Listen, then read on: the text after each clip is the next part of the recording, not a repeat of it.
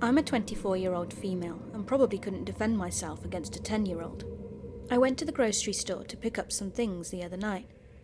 When I got to the register, there was a man helping bag my groceries while the cashier was checking me out. I was buying some dog treats, and he asked what kind of dog I had. I said a golden doodle. I have a golden doodle. My boyfriend has a German shepherd.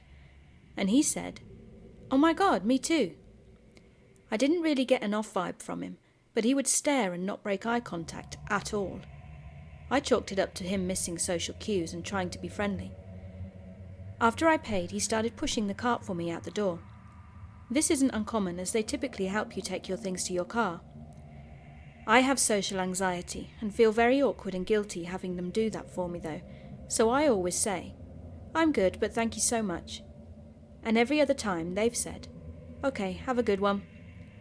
But when I say, "I'm good," to this guy, he said, "No, I got it," in a very blunt way, and stared at me the whole time. I instantly got a bad vibe from this. It was about 8 p.m. and there was barely anyone around. He then said, "Well, my shift is over, so I'm walking to my car anyway." Weird, because he didn't clock out, but maybe he had before he did the last checkout. He was very talkative in the store, asking tons of questions about my dog and telling me about his, but when we got outside he barely said anything. I started asking questions about his dog because I felt anxious with the silence, and it's something I have now come to regret, as he took it as me being interested. He immediately said, "Well, if you give me your number, you can meet him," and just stared at me again. I said, "Oh, I'm sorry, I don't give my number to strangers." I have a boyfriend, but I didn't want to say no because of it, as he seemed like he might get angry over it. I don't know, it was just a feeling in the moment. We had loaded all the groceries into my trunk, and I was thinking, thank God that I can get out of here now. But no. The cart was between me and him, and he was positioned on the driver's side, so in order to get to my door I would have to go past him. I said, "Well, I gotta get home. My dog is waiting for his treats." He just stared. I realized I was going to have to go past him if I wanted to leave, so I looked around to see if anyone else was in the parking lot, in case anything escalated, but there was no one. I was starting to get extremely nervous now. He could push the car into me or just grab me himself. I'd had a traumatic experience before, and my problem is that I don't have fight or flight, just freeze. Just like that, he walked away, pushing the cart to where they are returned in the parking lot, and I took the chance to get in the car and lock the doors immediately. I wish I'd left then, but I needed a moment to breathe. I saw in my side mirror him getting into his car, so I quickly put the car in drive and drove out. At the exit is a stoplight, and it was just my luck that it was on red, and I'm turning left. I suddenly see his car right behind mine, not 30 seconds later. I panicked, but then thought he said he was going home. It's nothing, and I only live 2 minutes from the grocery store. I made the turn and he was hanging back. I didn't put my blinker on for the next turn, but he made it too. The next turn was a stoplight, and then the turn for my road. As I got to the light, it was red again. I thought maybe I should drive to a police station just in case, but as soon as that thought came, the light went green. My boyfriend and I only moved here 2 months ago, so I couldn't think in my head how to get to the station anyway, and I am terrible at using my phone whilst driving. Now I'm not even 30 seconds from the last turn onto our street. Our street is a dead end with only 4 houses on it. It's very long and we are at the end. No one goes down it unless they live there or are lost. I turn and he makes the turn too. I am in full-on panic mode. I literally just directed him to my house. Thankfully I have Bluetooth, so I called my boyfriend and told him. "A guy from the grocery store is following me. Turn all the lights on, open the gate and let Nike out." Nike is a German shepherd, and he was trained to be a police dog, and also had gotten extra bite training. He can hold someone for up to 6 hours, so now knowing he was outside, I wasn't nervous. I was nervous that my boyfriend wouldn't have gotten the gate open in time, and I would have to either sit in my car or get out fast and put the code in. As I pulled up, I saw the gate was open, thank God. My boyfriend was on the front porch with Nike on leash. I'm not trying to have someone killed unless necessary, and has his gun in the air. I fly through and down the driveway, and this guy actually follows. Does he not see the gun and the guard dog? Well, he did at that moment, because my boyfriend let Nike go and charged the guy's car and jumped up at the driver window, frothing at the mouth. showing all teeth and hair on his back standing up. He looked terrifying even to me, and he was protecting me. I gave Nikkei's command to come back, hoping this guy got the hint that if he gets out of the car, he will die. He did. He reversed that car so goddamn fast out of the driveway he nearly hit the gate. I collapsed on the front porch and hugged my boyfriend. Nikkei got a steak for dinner, and I reported the man to the grocery store because I remembered his name on his name tag purposefully. They later contacted me that he had been served termination papers. This is our good boy Nikkei.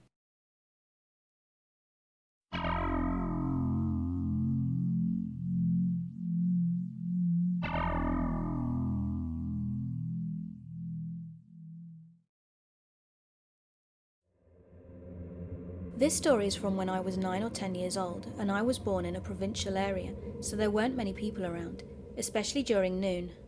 Now I'm a tomboy, and I would regularly climb up on our green mango tree in our yard. Fresh air and shade from the tree is amazing. Beside the tree is our walled fence that I can sit on after climbing up. It's not too tall, so adults can actually look over it if they get close enough.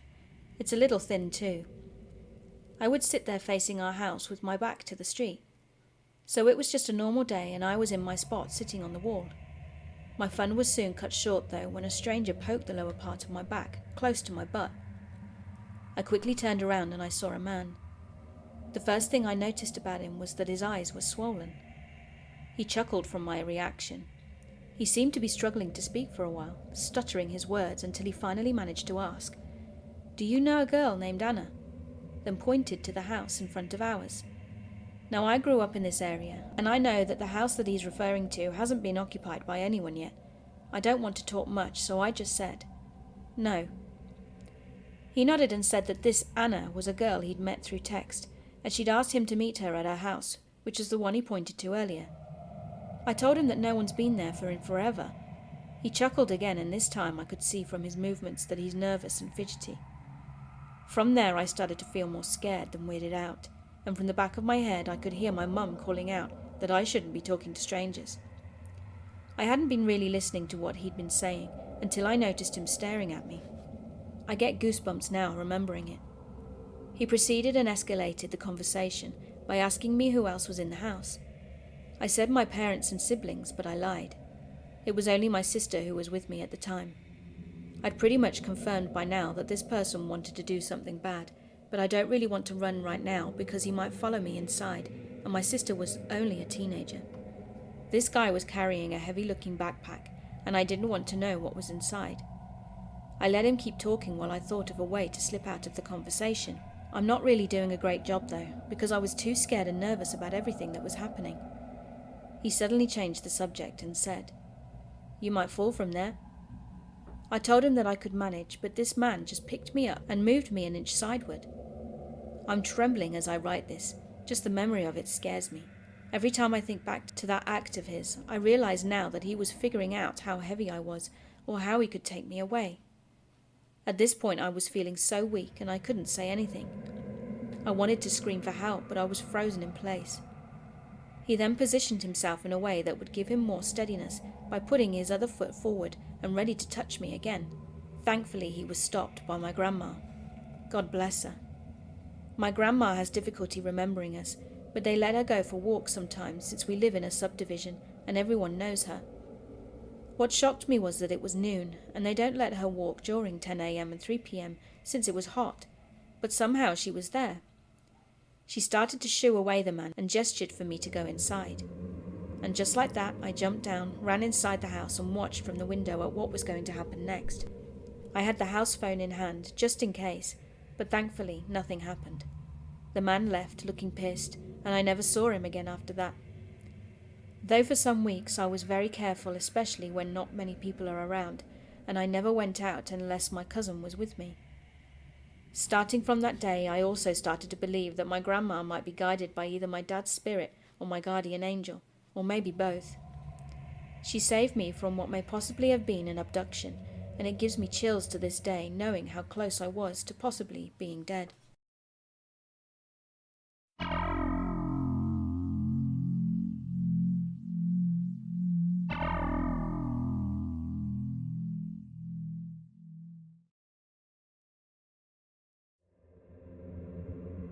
So this happened almost a year ago now, when I still lived in my apartment complex, which was in a nice area but seemed to attract the weirdest of people.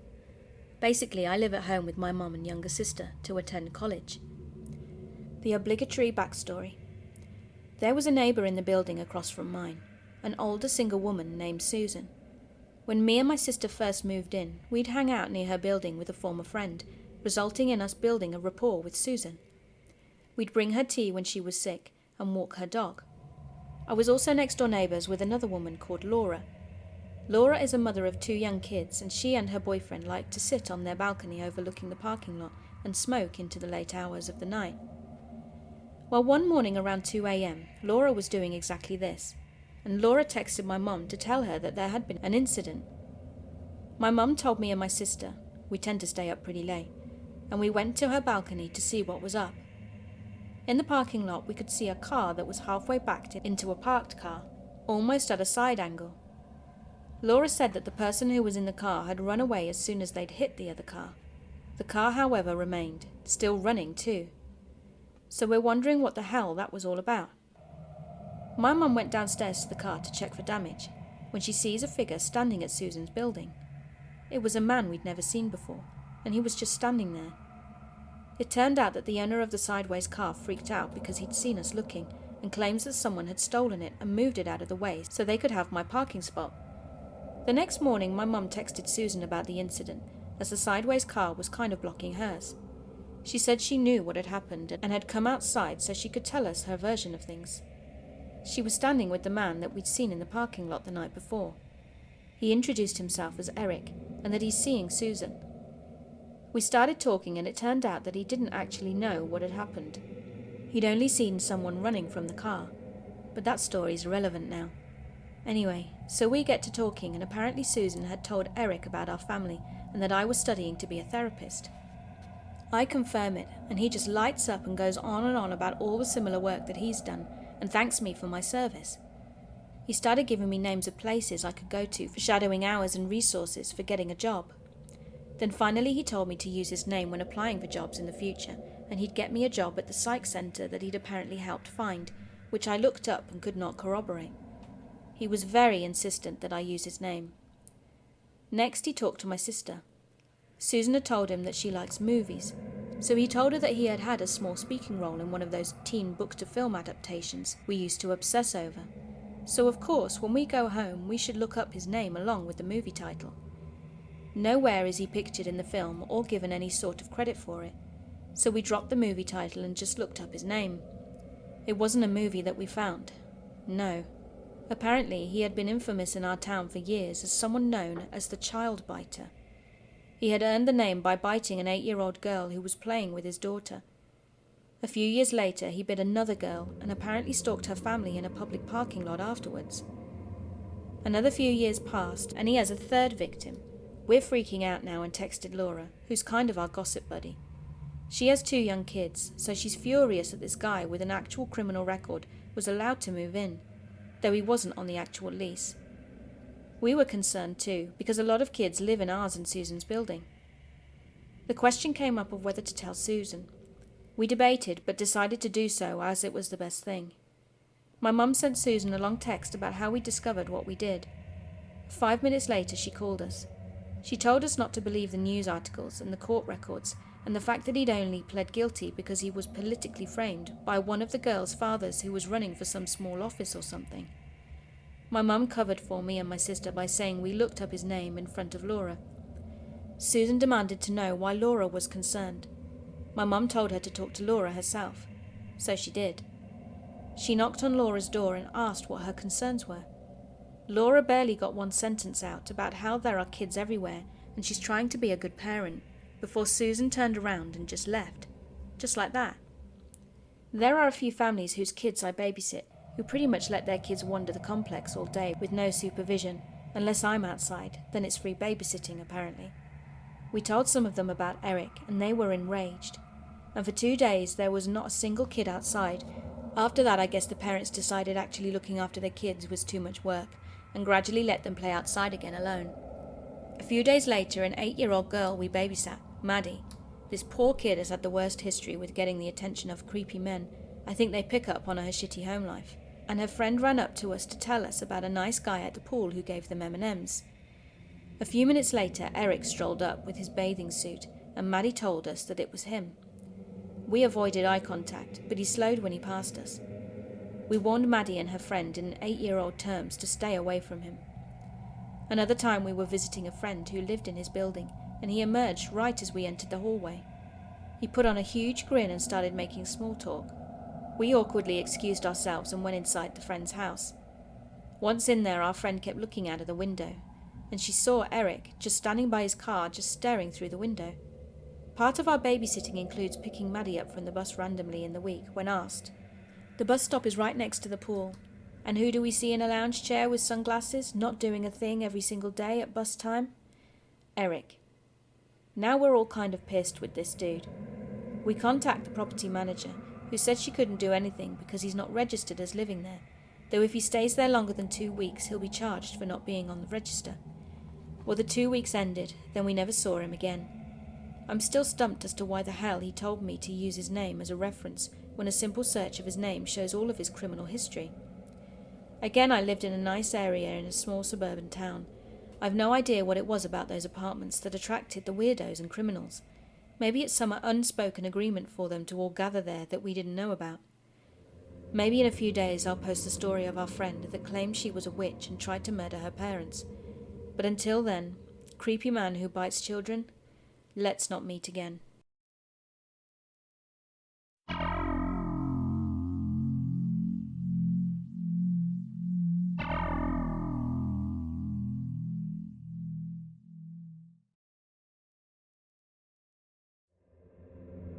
So this is the most fucked up thing that has ever happened to me. The story takes place 11 years ago during my 3rd year of university. I was studying sociology in a South France campus. You will easily find which one with the story. Some articles are still available on Google. The place is well known for being an attractive spot for Chinese students. Don't ask me why. The uni was quite gross and the teachers were not great. Anyway, precisely because of this, we had a dozen of students from China in our section. All girls and only one guy. All of the girls were pretty cool, although a little bit closed because of the language barrier. On the other hand, the guy, although sociable, he made great efforts to speak French and integrate, was subject to frequent nervous attacks. Sometimes in the middle of the course, he'd end up suddenly seeming to shout insults and would then quickly leave the amphitheatre. It happened quite rarely, so no one ever worried about it too much. For several months, the cohabitation with him went very well. He was an eccentric guy with colourful clothes, discoloured hair, obsessed with classical music, and behaved erratically, but that never bothered me or my friends. He could be very funny at times and even had a small place in my group of close friends. However, slowly his behaviour became more and more strange. Sometimes he'd disappear for several days without getting in touch with anyone, and when he'd reappear, his eyes would have changed. They were hard, cold, as if inhabited by a kind of hatred. Against who, we had no idea. I remember a particular day when in the middle of a crowded classroom, he looked up and started scanning the students as if looking for someone. And when his eyes finally met mine, it petrified me. I can't really say why, but I knew something was wrong with him. It was not the eyes of a serial killer, a psychopath, or anything like that, but of someone who was ready to jump on your throat for any reason. It was a terribly aggressive look that was glued to the face of a skinny and apparently harmless guy. Then out of nowhere, one day he just disappeared for 2 months. Rumours about him started to appear, especially from girls in my class, saying that he had followed them in the street or would have been aggressive towards them. Some even said that he'd harassed them by phone on a daily basis, including obscene language, and that they must report it to the uni's director. Of course they were just rumours, and even if they were true, which was the case, I didn't find out until later. It was not my business, so I never asked questions. Also, we were more than 150 in the sociology department, and I was not close to any of his alleged victims. Suddenly at the end of the year, all of the sociology students were summoned to an amphitheatre for an urgent meeting. To my surprise, the Chinese student was the subject of this reunion. Our head teacher told us that the student had admitted to inappropriately behaving with a dozen of different female students, and that he had been placed in a psychiatric hospital for 2 months voluntarily. We were told that he would be back soon and that we shouldn't worry because he was on medication and had only, in his words, a little paranoid psychosis. Of course, this was not very well welcomed by the students, especially the girls, but everything was done to reassure them. Even the director came to the meeting and spoke to us for several hours about this situation.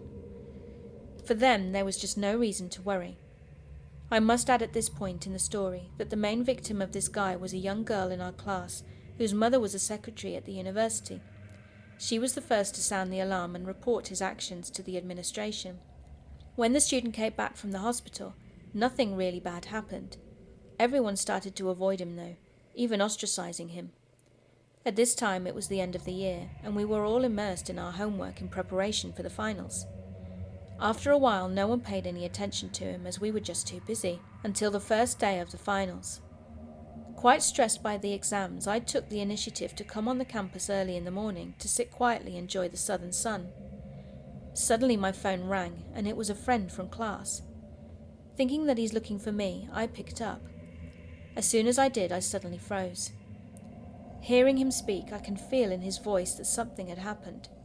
All he said was one simple, terrifying sentence. "Are you at uni? Run away now. The Chinese guy has gone mad and killed someone."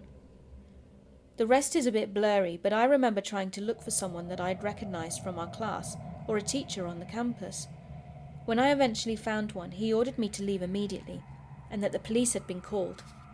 I remember waiting hours outside the uni with lots of people. We were trying to find out what had happened. It was only at the end of the morning that we learned the horrifying truth. The Chinese guy, in his full madness, had taken one or more knives to uni with the intention of killing the girl who had denounced him. But it turned out that he didn't find her because she was not there yet. But on the other hand, her mother, who worked early at university, was present. In a mad gesture, he went to find her instead and cut her throat in front of several teachers. It was just a mess. I didn't witness the crime directly, but the most sordid details quickly passed among the university students, and quite frankly, I think they will never leave me. What certainly struck me the most that day, besides the atrocious murder of this woman, was not so much the fact that I actually studied with this guy daily, but that deep inside me, I knew something was really wrong with him. My parents are both doctors and had met a lot of mentally unstable people, schizophrenic, psychotic, bipolar, and drug addicts, etc. And they taught me the basics of how to recognize a madman, sometimes for fun and sometimes to protect me. And I remember clearly that this one day, just before he started to drown into something really bad, when his eyes met mine, I knew, inside me, that he wanted to kill. Dear Chinese student, let's not meet again.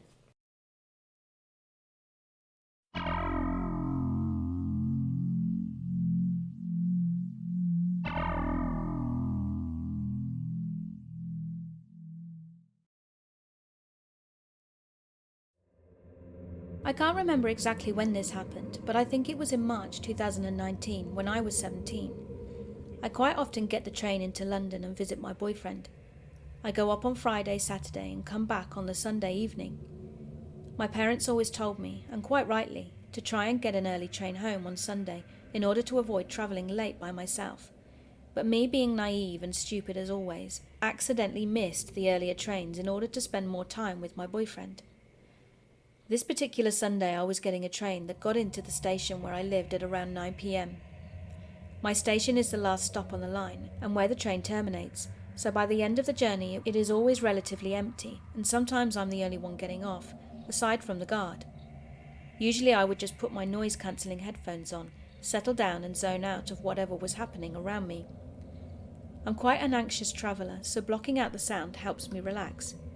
I also try and sit at the end of the carriage where there aren't as many people, as having lots of people around me can make me more susceptible to anxiety attacks.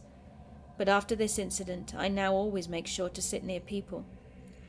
So I'm sitting with my headphones on, tucked away with my suitcase in the footwell of the seat next to me. I'm in a pair of seats next to a window, sitting in the window seat, when I notice a man stumble into the seats adjacent to mine across the aisle. He leaned across the seats and looked directly at me, mumbling something to me. He was wearing all black, a massive black coat, and had a big duffel bag. I, now a little anxious because I'm not the biggest fan of talking to strangers, take off my headphones and politely ask him to repeat himself. His speech is slurred, making what he is saying completely incoherent, but after he repeating himself several times, I realized he was asking if I knew if there were any taxi companies at my station. I said, "No, sorry," and put my headphones back on. He leaned over again and asked me the same question. I took my headphones off and gave him the same reply. "No, I don't know of any, sorry." He then said something else, but I had to ask him to repeat himself again because his speech is so slurred and I don't know what he is saying. This strange conversation goes on for about 20 minutes. I can't understand much of what he is saying. He is sort of half mumbling, half speaking, and he's not really making much sense. He keeps asking me how I'm getting home and where I live. I just tell him by car and don't say anything about where I live. I'm really nervous now because this guy just gave me the creeps. I had a feeling something bad was going to happen, and he was starting to make me uncomfortable. He just gave out this vibe that he was bad news. He then asked me if I was going to call the police on him. I said no, and he started mumbling and swearing profusely. He then mumbled something about beating my fucking brains in. I'm really starting to freak out now. All of a sudden he moved across the aisle to sit in the seat next to mine, trapping me in my seat. I cannot escape. I'm sitting next to the window and he's completely blocking the aisle, so I'd have to awkwardly climb over him to leave. I've decided he must be high or drunk because his eyes look absolutely crazy and his speech is so slurred. He told me that I was very beautiful and asked if I had a boyfriend, all the while moving closer to me until I could feel his breath on my face. I looked around to see if there was anyone in the carriage with me, but I couldn't see anyone. He leaned in really close and I was completely freaking out, but luckily the train guard came through from the next carriage and saw me looking very scared. He came over to ask if everything was okay. Immediately this guy's demeanor changed and he leaned away from me and he waved his hand as if to say nothing is wrong. I said that everything was okay, but from the look on my face the guard could tell that I was really uncomfortable. The guard made small talk with the guy and then moved to stand by the doors behind us. I didn't know what to do. Even though the guard was right behind me, I still felt really unsafe and knew that I have to get away from this man. I asked the guy if he would move back to his seat and said I didn't want to talk to him as he was making me uncomfortable. He moved back and started muttering and swearing again, mumbling half-formed threats under his breath. I called my dad who was picking me up, and when he answered the phone I immediately said, "Hey Dad." The guy looked at me and said, "Oh, I'm sorry, I didn't know you had a dad." Huh? He tried to talk to me whilst I was on the phone and he was talking over me the whole time. I couldn't actually make out what he was saying and I had no idea how to try and communicate to my dad that I'm not feeling safe and this weirdo is talking to me without him overhearing. The train was finally pulling into the final stop, so I pulled my suitcase out of the footwell to try and make a quick exit from the train. The guy got up really quickly and went in front of me, grabbing my suitcase to take it off the train and steal it, presumably. I still had my hand on it and managed to pull it out of his hands. He got off the train quickly and I stood next to the guard for a couple of minutes because I didn't want to get off the train at the same time as this guy. The guard asked me if I was okay and I burst into tears. I'm really anxious and tired and this may seem like something insignificant, but I suffer with really bad anxiety and it really creeped me out. A lady came over. I don't know how she knew I was crying about what had just happened with this guy. She must have seen him getting off the train. She said he was asking her about taxis and making her feel uncomfortable too, until she told him to ask someone else. She apologized for sending him my way, and they both offered to walk me to my car. Luckily my dad was sitting in the parking lot, so I got in the car feeling finally safe and sound, and there's no sign of where the guy on the train went. But I wish the story stopped there. We make a stop at the small supermarket on the way home, and usually my dad would send me in to get whatever we needed, but because I was still upset from the train, I sat in the car in the deserted parking lot and waited. As soon as my dad entered the supermarket, a car pulled up on the other side of the lot. I saw the same guy from the train in the passenger seat, and my blood ran cold. The car he wasn't in wasn't a taxi either, which I found strange as that's what he was originally asking me about. I sank down in my seat a bit, hoping he didn't see me, but it was like he already knew I was in the car. He started pointing at me and talking to the driver. They both got out of the car and started walking through the lot towards my car. I immediately locked the doors and realized my phone is in my bag, which is in the boot. so all I can do is sit there and pray that my dad is going to come back at any moment. They nearly made it to the car when my dad is back. He had only gone in for bread. They saw him and started walking immediately in the other direction towards the supermarket. I yelled at my dad to get in the car. I'm crying so hard now, and by the time my dad had gotten into the driver's seat, the men were nowhere to be seen. I managed to calm down enough to tell my dad between sobs about how the guy from the train was in the parking lot in a car with someone, and that they were walking towards me. I pointed at the car they had arrived in, but my dad didn't say much, and just started the drive home. When we got home, and my mum had managed to calm me down a bit, my dad told me he'd noticed the same guard driving behind us when we left the station, meaning they must have followed us from the station to the supermarket. I felt really embarrassed, like I was overreacting and making a fuss over nothing, because I'm just oversensitive and suffer bad anxiety. When the guy started talking to me on the train, I felt physically sick, and just had this overwhelming feeling something bad was going to happen, as even though I have anxiety, I usually don't get these feelings just from talking to a stranger.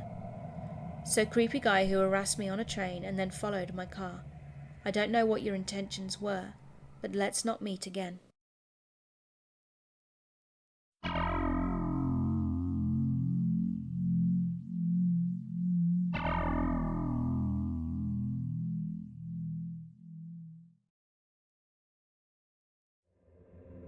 This story happened around 10 years ago, and I think I did a good job at blocking it out of my memory. I drove past the same shop earlier today on the way home from a house call for work, and I've been thinking about it since. I was around 13 years old at the time, and my grandfather took me and my younger brother, who was 5, for a day out to a theme park. We had a great time, and then went to the chicken shop on the way home. Now this chicken shop is a popular place, famous for its chicken made with 11 herbs and spices. We went to the shop and waited in the queue. Then we sat down in the restaurant with our food.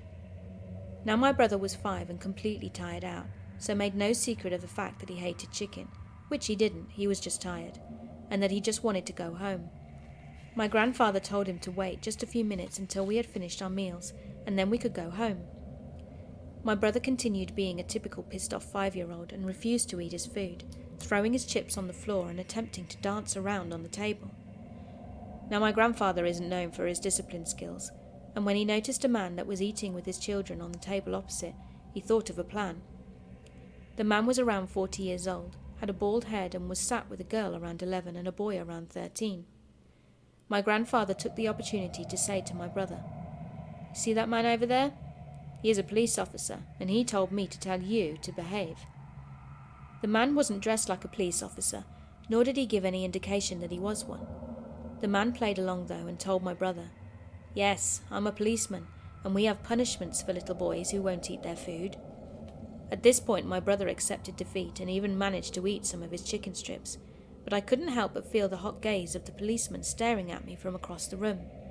We finished our food and started walking towards the exit, hoping my younger brother would follow, as he had now decided that he no longer wanted to go home.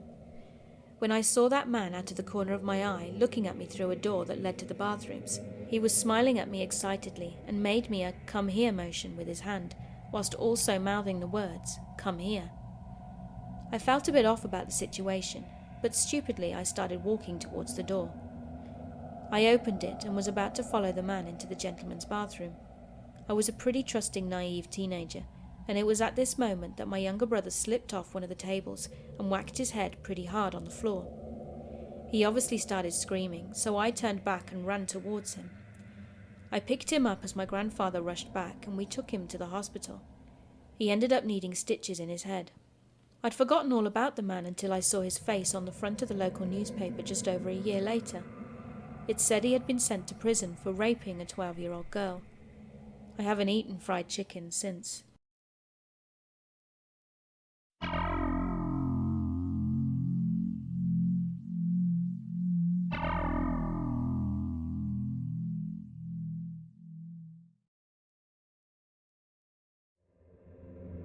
So this happened to me back in the mid-80s when things were a bit looser back then. I think I was around 8 or 9 years old, and I rode my bike everywhere and would stay outside until my mum turned the porch light on. Then I would know it was time to come home. Just to give you an idea of how it was back then in my neighbourhood. The street I grew up on was in the suburbs, no sidewalks. It was a fairly long street and seemed like it was maybe 3/4 of a mile long, but a lot of the neighbours knew one another, or at least knew of each other. Each home was different, no track housing, and the lots were different as well. Some had long gravel driveways. It was a pretty safe neighbourhood, but there were some shady-looking houses where the occupants didn't maintain their home or property very well. There were only streetlights every so often, so it wasn't very illuminated at night. I can only remember a handful of streetlights. This one guy in the neighbourhood always threw a huge party in the summer. He lived down the street a bit, and it took 5 minutes or so to get there by walking. It seemed like most of the neighbourhood would go. It was definitely a wild party, as I remember kegs of beer and the adults just having a really good time. Some friends of mine would be there too, and I would make friends with others who showed up as well. Well, one year I was there with my parents, and it was getting late. Late for me, at least. My parents were still having a good time, so I asked if I could go home. My older brother was there, probably playing on the Nintendo or watching movies, and my mum told me it was okay to head home, and that they wouldn't be far behind. It was dark out, so the streetlights were on. I started heading home alone while walking along the side of the road. After about a minute or two, I saw this guy walking towards me on the same side of the street. He was wearing jeans, a jean jacket, had shaggy hair, no facial hair, and had a weathered face. He was probably a couple of 100 feet away when I first saw him. He had just entered the light from one of the street lamps when I saw him slam something onto the ground on one of the gravel driveways. I saw a puff of dirt cloud up when he did this. The guy then lit up a cigarette. I had a bad feeling about him. As we got closer to one another, I kept a distance from him so I had space to get away if needed. He walked by me without saying anything. I was getting closer to what he had thrown down. Then I finally saw what it was. It was a dead cat. He had broken its neck and slammed it down onto that gravel driveway. I turned around to see if he was behind me and ran as fast as I could home. I eventually told my parents about it, but there wasn't much we could do. Thankfully, I never saw him again, and I'll never forget how scared I was when I saw what he'd done.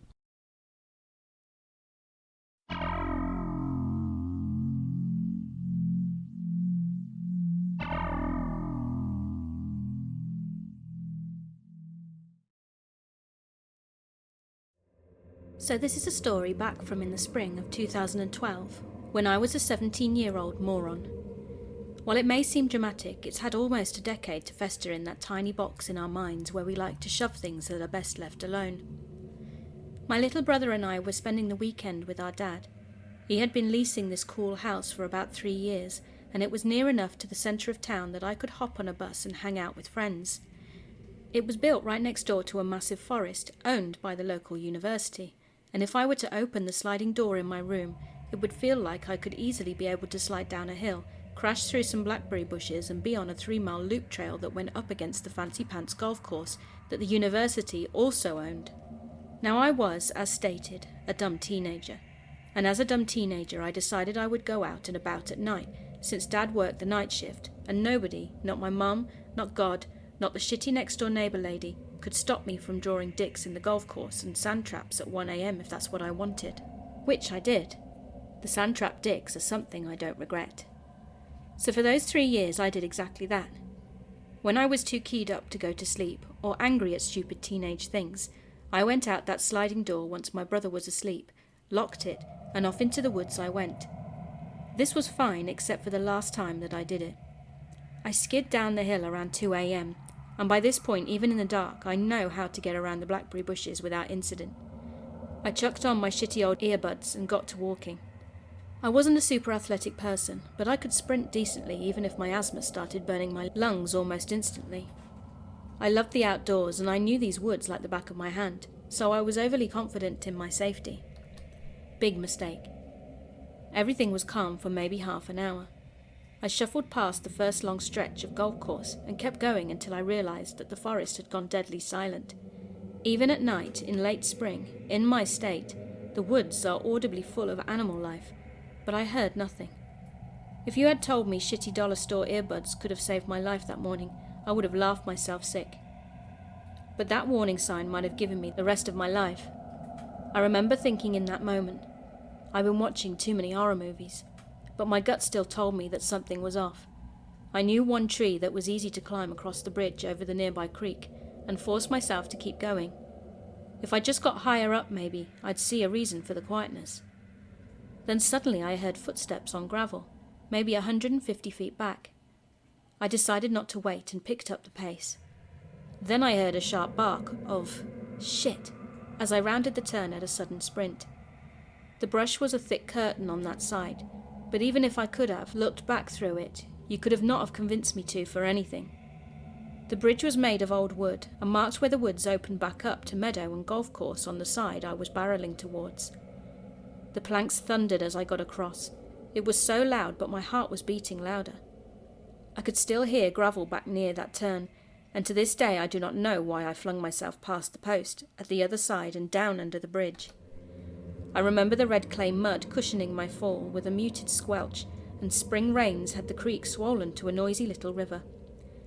I pulled myself out, blindly cramming myself under the wood as it sloped to meet the bank with the splinters and spiders, and I prayed to any god that could hear me that I was hidden. Then I heard footsteps pounding from the other side of the bridge to somewhere above me. I crammed a filthy, muddy hand over my mouth and tried to breathe deeply, slowly and silently. They were right there. The woods settling heavily over my head as mud plastered my thin shirt and ponytail to my back. The words I heard next were a jumble, but I heard "where," "fast," and "bitch" over and over. I remember wanting to let out a high, hysterical laugh at what I was hearing. I wasn't that fast, dumbass. This was the young man's voice, but it was off and wrong-sounding somehow. I wanted to laugh so hard. I had gotten college acceptances 2 months before this, and I had my life in order after a shitty stint as a teenager. I was scared of some dumbass who couldn't even figure out that I obviously couldn't have gotten out of sight in more open ground that fast. He was starting to move back the way he came. It felt like a bad joke. The rest is anticlimactic. He'd left, and I hid until the sun started turning everything grey in the weak morning light. I unfolded my stiff limbs and followed the water out, past the woods, and to the main road. I staggered along sidewalks back to my dad's house for almost an hour, jumping at shadows. My brother was still asleep when I got back, and the dogs were on my bed, whining for me to pet them. My dad came home while I was sitting in the shower, and had a coffee ready when I stumbled out. I don't know why I didn't say anything, or why I wasn't bawling in my overly fluffy robe as he passed me a big mug of coffee, but I never went back there again after dark. I consider myself lucky I still like forests and the outdoors, because this could have ruined a lifelong hobby of mine. I still never have both earbuds in when I'm walking or hiking to this day, and I'm always a bit worried if it gets too quiet. So guy who was in the woods waiting for someone, maybe me, maybe someone else. Let's not meet again.